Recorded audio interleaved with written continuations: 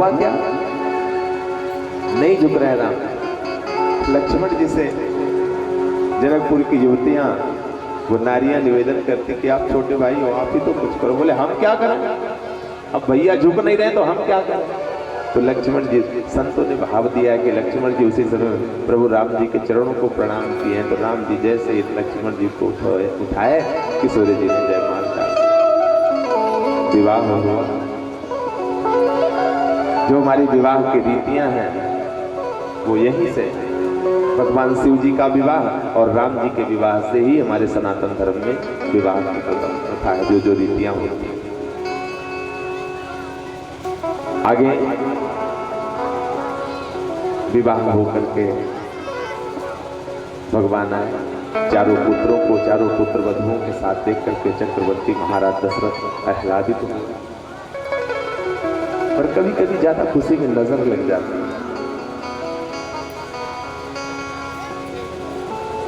काम महाराज दशरथ के रूप में, क्रोध कैकेयी के रूप में, मोह मंथरा के रूप में प्रवेश किया।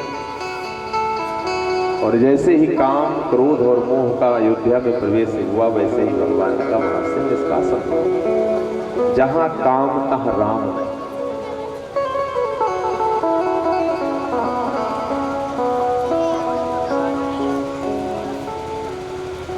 भला सोचिए, चक्रवर्ती सम्राट अगर काम ना प्रवेश करता तो कैकेयी के सामने झुक जाता। और वो कैकेयी अगर मंथरा बुद्धि ना बिगाड़ती तो राम को प्राणों के समान प्रेम करती। कहीं न कहीं से तो है गड़बड़। क्रोध को जीती है, काम को जीती है, मोह को जीती है, तभी राम भगवान गए।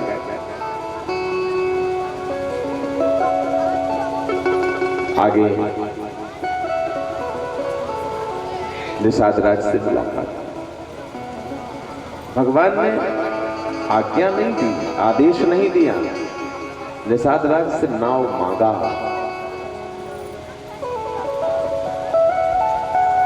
मांगी नाव न केवट में। अरे राजपुरुष तो ये कह सकते थे नाव लाओ भाई, पर मांगी है नाव। बड़े भाव से भगवान ने नाव मांगा।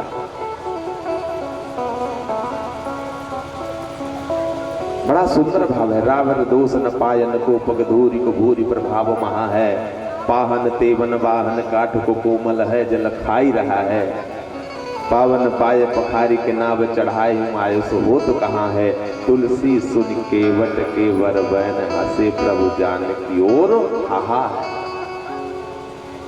तो यहाँ प्रेम है। प्रेम की प्रमाणिकता इस चरित्र में भी भगवान ने दिखाई है। अति आनंद उमगी अनुरागा, चरण सरोज पखारन लागा। आगे यहीं से सुमंत्र जी को अयोध्या जाने के लिए भगवान कहते हैं और केवट को नाव लाने के लिए कहते हैं। लक्ष्मण जी ने यहाँ पर थोड़ा क्रोध दिखाया है। क्यों? कहते हैं कि प्रभु आपके सब ऐसे ही हैं, जो आपके भक्त हैं आपकी सुनते ही नहीं। तब लक्ष्मण जी ने बोले क्यों नहीं सुनता? आप सुमंत्र जी को कहते हो जाओ तो वो जा नहीं रहे, केवट को कहते हो लाओ तो वो ला नहीं रहे। भगवान ने कहा हम आपको भी तो कहा था कि मत चलो, आप भी तो चले हैं। जानकी को भी तो कहा था मत आओ। यानी भगवान ने यहाँ पर प्रेम को प्रतिस्थापित किया कि वो जाने प्रेम नहीं दे रहा है और लाने प्रेम नहीं दे रहा है। सुमंत्र को भी प्रेम नहीं जाने दे रहा है और निषाद राज को भी प्रेम नाव लाने। यहाँ दोनों अवस्था में प्रेम है। भाव है तो भगवान है और भाव नहीं है तो कुछ नहीं। भाव ही तो एक सार है।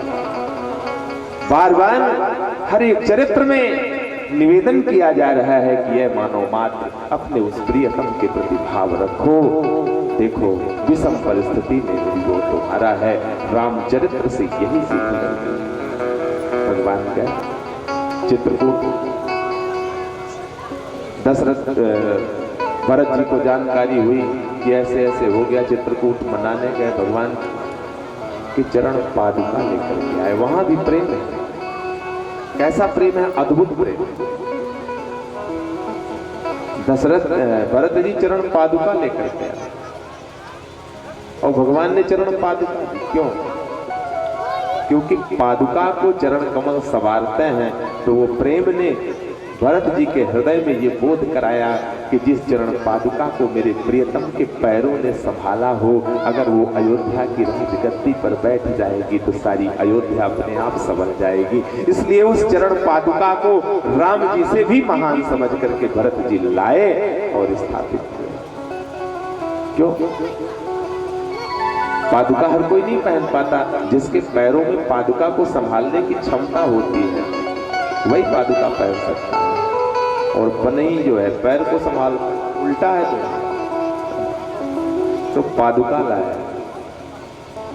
आगे भगवान चला, दंडक वन में सूर्पनखा से मुलाकात हुई, माता जानकी जी का हरण हुआ, गई नहीं, शिकायत की खरदूसर से, आए खरदूसर मौसम बलवंता तिन्हीं को मारोगे। तो तब भगवान ने खरदूसर की सेना का श्रृंगार किया। सूर्पनखा जाती है, भाई रावण से शिकायत करती है। रावण मारीच की सहायता से किशोरी जानकी जी का हरण करके लंका ले जाता है। भगवान, हे खग मृग हे मधुकर सैनी, तुम देखी सीता मृग ने। ये चरित्र है भगवान का। वन वन में पक्षियों से, पशुओं से, वन्य लताओं से पूछते मेरी प्रियतमा को कहने के, ये भी चरित्र है भगवान का। इस लीला के माध्यम से, ये ऐसी लीला नहीं है, इस लीला के माध्यम से भगवान ने संसार के उन कामी जीवों का प्रदर्शन किया। इस चरित्र के माध्यम से राम जी ने संसार के उन कामी जीवों की दशा का प्रदर्शन किया। आगे भगवान पंपा सरोवर में जाता है।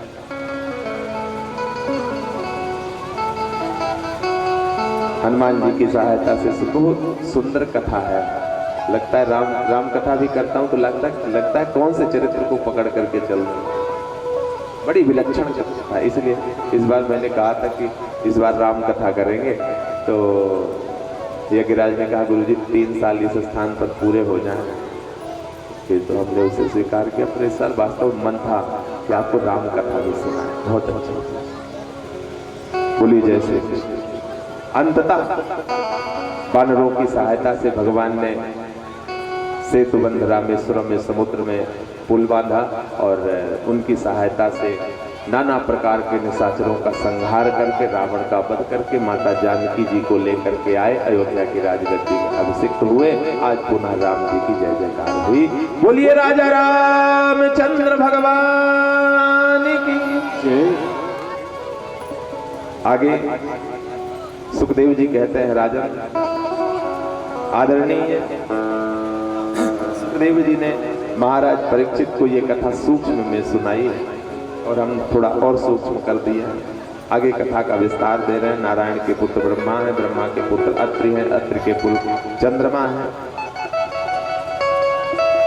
चंद्रमा के बुध हैं, बुध के पुत्र पुरूरवा है। इसी वंश के जो है महाराज गादी है। इनके यहाँ कोई पुत्र नहीं था, एक पुत्री हुई सत्यवती, जिसका विवाह ऋचिक के साथ है। ऋचिक ऋषि ने दो प्रकार की औषधि बनाई, एक पत्नी के लिए, एक सासू के लिए, लेकिन दोनों ने अदला बदली कर दी। ऋचिक के यहाँ जो पुत्र हुआ उनका नाम जमदग्नि है। जमदग्नि की पत्नी का नाम रेणुका। 4 पुत्रों में सबसे बड़े पुत्र हैं परशुराम। इसी वंश में अयाति, जिनका विवाह देवयानी के साथ होता है, जो शुक्राचार्य की पुत्री है। इन्हीं देवयानी के गर्भ से एक बालक जन्म लिया जिसे हम यदु कहते हैं, जो यदुवंश से विख्यात हुआ। जिस यदुवंश ये चंद्रवंश था, फिर चल करके यदुवंश के नाम से जाना जाने लगा। इसी में रंतिदेव हुए, ययाति हुए, उनके बड़े पुत्र जो है यदु हैं। यहीं पर देवमीढ़ हुए, जिनकी 2 पत्नियां थी। एक के 2 पुत्र थे, अर्जन्य और पर्जन, और दूसरे का पुत्र सूरसेन। अर्जन्य पर्जन्य के 9 पुत्र हैं जिन्हें हम नवनंद कहते हैं, जो गोकुल में रहते हैं। समझ में आ रहा है? सूरसेन के पुत्र वसुदेव हैं। वसुदेव जी की 7 पत्नियां हैं, गौरवी, रोहिणी, भद्रा, मदिरा, रोचनाइला, देवकी, प्रमुखा, वासन, पंचानक, दुंदुभे। रोहिणी दूसरे नंबर की है और देवकी 7वें नंबर की। ये वसुदेव की पत्नी। जो बलराम जी है